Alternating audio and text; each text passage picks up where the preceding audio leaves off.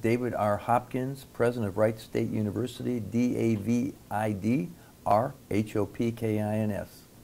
And I know you mentioned sleeping last night. How is it coming back to work following Oh boy, yes, that? many sleepless nights recently. So yes, it's been a tiring experience as we've dealt with these challenges. Do you feel, how would you describe how you're feeling? A sense of relief? Well, no, I don't feel a sense of relief. I feel a sense of sadness for our students because, again, as I've said consistently, the excitement for me, and I know the community was excited and so forth, but the excitement for me has always been to provide our students this unbelievable, once-in-a-lifetime experience to host a debate. So it's more of a sadness that we can't deliver. Now, we are going to do lots of great things with our students around the debate, and so we'll be able to do things that are special, but it won't be with the debate going on in the Nutter Center. What are some of those things? Well, we planned what we call a debate festival that we are working on how much of that we will retain. We will have a watch party for the students, and we'll still be doing that. We'll have a mock debate. We're going to work on our review of the book, Pivotal Tuesdays, and the book discussions will go on. We have classes scheduled that are special classes around the debate. So lots of things. I'm meeting with our student planning group Thursday night of this week, and I'm going to talk to them about what do they want to continue to do and what might we add to their ideas. Are these plans that were in place prior to the debate being announced here at Wright State or in lieu of? Well, these are things, well, right now will be things that the students have been planning for that weekend before the debate, the Saturday, Sunday. How much of that will we continue? What will the night of the debate look like since we won't be hosting it here? I want to get their ideas, and I want to make sure I do everything possible to support the students in this experiential learning and what they want to see happen. So we'll make our best effort to do that. What would your message be to students or faculty that are disappointed in the decision? Yeah, well, I'm personally disappointed. I know people know that because this is something we worked for a couple of years to try to position Wright State and Ohio and this Dayton region to bring. We brought it in great faith and with a great community outpouring of support. So I think we're all disappointed. I would say to them, the world is different today than it was when we were awarded this bid a year ago.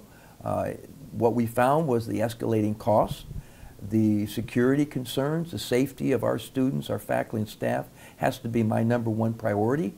And it became apparent and evident to all of us as we planned that the cost of trying to secure an open university campus, which is public, where we can't restrict access to campus, was becoming a very daunting challenge. And the risk that we thought we were going to take on overwhelmed us in terms of the advantages and the things we'd like to see happen. So it just is, it's a sadness because I know we would have had a great thing happen here and we probably would have had a great experience for our students, more than we could have ever had, but we have to weigh the risk, the safety, and certainly the costs that were escalating beyond our ability to raise the money and beyond the ability for the community to support it. When did it first enter your mind that Wright State would no longer hold the debate? Well, I think it was about a week ago when we had a public meeting, and part of the meeting was discussing the challenges of our budget remediation plan. And as we saw the estimates on security and what it would cost to really do what we think would it take to secure the campus. And I'm not talking about the Nutter Center itself. That's fully secured by the Secret Service, and there's a compound of fence around it. But everything else on a public university campus is open for all kinds of shenanigans, and things could happen. So I think about a week ago when we met with the board, we discussed some of the concerns about security. That's when I first started realizing we had to give this deeper thought. And I know it was estimated at an $8 million total cost to put this on, but yeah. What was it reaching that it became a problem? Well, from the very beginning when we planned to put our bid in, talking to previous institutions at the beginning of this whole process, in 2012 the cost was $3 to $5 million. And that seemed very doable with support from the state and support from corporations and donors in the region. But as soon as we got into the 2016 planning, after we awarded the bid, the challenges for cybersecurity, the challenges became even greater immediately. And so the cost went to 5 to 6. They started to continue to escalate. So we set a budget of $8 million and thinking that's a big number and a number that we will need help to really to achieve. And what we're finding now is the security costs were going to go beyond that. So that was daunting, and it was not in the financial health of our university, a public university. Public universities are challenged every day with public funding. And I have made a promise from the very beginning that we would do our best to raise all the costs for this debate from external sources. And it was clear to me that I was going to be very difficult for us to accomplish that as the costs continued to rise. And I did not want to take that out of tuition money of our students or from the state support for instruction. So the cost rose, the security concerns, the safety issues continued to rise. It became very clear to me we had to make this decision.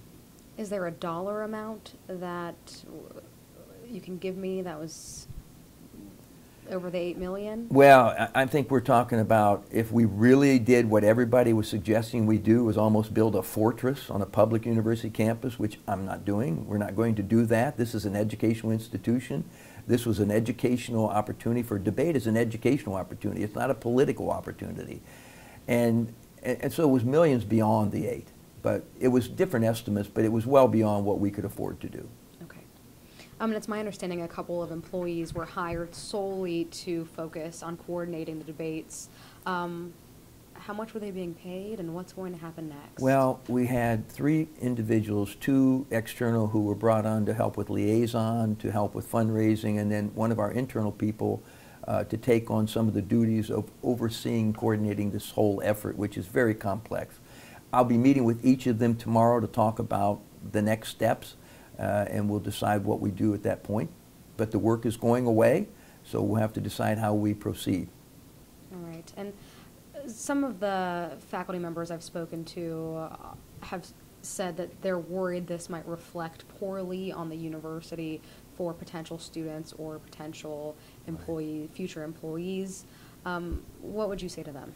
Well, I would say to them that the response I'm receiving is from our staff and from our students is they're very pleased that we've made their safety our #1 concern. And I can't worry about that. The decisions we have to make now are in regard to the environment we must be cognizant of. And so I don't think it will. I think we hope to have a chance in the future to maybe bring it back here. The climate we are in right now with the safety concerns and the costs were not doable. And I think most people will understand that was a responsible decision in the environment we're in right now. So the feedback I'm getting is almost some relief by staff who were somewhat fearful of this environment and what could happen. I have had students and parents at the orientation asked me about share their concerns about the upcoming debate and what safety of their daughter. So I've had these concerns. So I think that certainly weighed into my decision that there were more concerns, and those concerns were being readily shared with many people. And outside of the university, there were comments made yesterday specifically by Mayor Nan Whaley, the Dayton mayor, saying she was disappointed, blow to the community. Sure. What would your response be to leaders like her? Yeah, certainly disappointed, because our goal in bringing it here was a chance for not only Wright State to show the world what we're all about, but to show the community off and let us step forward in a way that would show off what a great place this is to work and live. And I know the mayors were all on our host committee, and I know they're disappointed. I'm disappointed. But at this point, the burden was on Wright State University, the burden of cost and the burden of safety. And so it's our call. And so we had to make that call. Do you feel the university let the community down? Well, I hope, I don't want to approach it like that. I think we had a great working relationship. The community stepped up. We had great planning going on all over this region. I guess you could say they feel let down because we had to make a decision which wasn't able to deliver on what we hoped to deliver. So I guess there'll be people who feel that way. My priority as the president of Wright State University is the safety and the financial health of this institution. And so that has to be my priority, and I'm sorry that we could not deliver, but it was not in the cards this time. Hopefully we can do it again. And I know you're retiring in less than a year. You've one of these high-profile jobs many people dream of having, you know, and Yeah. fulfilling a legacy. I know pulling this off would have been a big Sure. goal for you, an Yeah. accomplishment. Now, with this not happening, what do you feel your legacy is to the university? Well, what I've always cared about, and I've done this for 42 years, and so for me it's always about the students, and that's what I'm saying very consistently. Every ticket that we would receive was going to go to a student to attend that, because that's why we want this. That's what I've always been about, is creating an environment where our faculty, who are magnificent here, can really work with our students and really change the lives of our students. That's what we do at a public university. We're open to people from all backgrounds, all abilities, and we help them chase their dreams. So if anything, this would have been, it was a dream for a lot of students to have this experience. Well, it's not going to happen. It doesn't mean it won't happen in the future, but my focus has always been on, are we creating the right environment for our faculty, staff, and students? And the environment has to be a safe one. I know you said this was a tough decision for you. How are you feeling today? Well, again, there's a tinge of sadness because obviously I wanted this to happen. It was something that I was looking forward to at the end of my career, too, to see this as kind of something that we could all look back and be proud of. But I also realized that things could happen here that we might not be very proud of in regards to the climate that our world's in. It's not just this region or Ohio. It's just the way we are dealing with the world right now. A year from now, hopefully, this will be a much different setting. Maybe months from now, it'll be a different setting. But to allow the commission to do what they needed to do, to move to the alternative site, which is Hofstra. Hofstra has hosted this before. They're a private university, which has a different way to control their environment, and they're a wonderful university. It'll be a fabulous debate, I'm sure, at Hofstra. We needed to make the decision in a timely manner. I know yesterday you mentioned refunding or trying to get money back that was already spent. Has those conversations taken place yet? Yeah, we'll work with the commission. Obviously, there's been money spent in preparation. We'll work with them on some of the money to see if we can recoup it. We've spent some money on some upgrades and improvements to the Nutter Center that were going to be long-lasting, that will support other concerts that we host. There are things we've done on increasing the cybersecurity of the university. As soon as we received word that we were hosting the event, we immediately had attacks on our hosts and our servers. And so there were things that we needed to do that we were doing for the debate that are important for the future of Wright State in terms of cybersecurity. So some of the costs will benefit the university for years to come, but we'll do our best to recoup as much as we can. Certainly work with wonderful donors, and the people that have really given to this effort have been putting the students first. We'll work with them. Obviously, where they've given the money, we'll talk to them. If we need to return the money, we will. The ones I've talked to already have said, no, we want this to support the students and the experiences that we can still provide for them on the weekend of and the night of the debate. But we'll work with every donor, and we will work to fulfill their wish. How many donors donated? Oh, I don't know the exact number. It would probably be in the roughly, at this point in time, maybe 30 or 40 people, and corporations and people. Anything else you want to say that I haven't asked you? Well, I've been spending time with my team, and I want to just say that I'm just so proud of everybody that worked so hard on this at Wright State University. Unbelievable effort. I know there's been a lot of stress on this. It's been stressful because of the nature of this particular election, the candidates, different kinds of scrutiny on everything you do.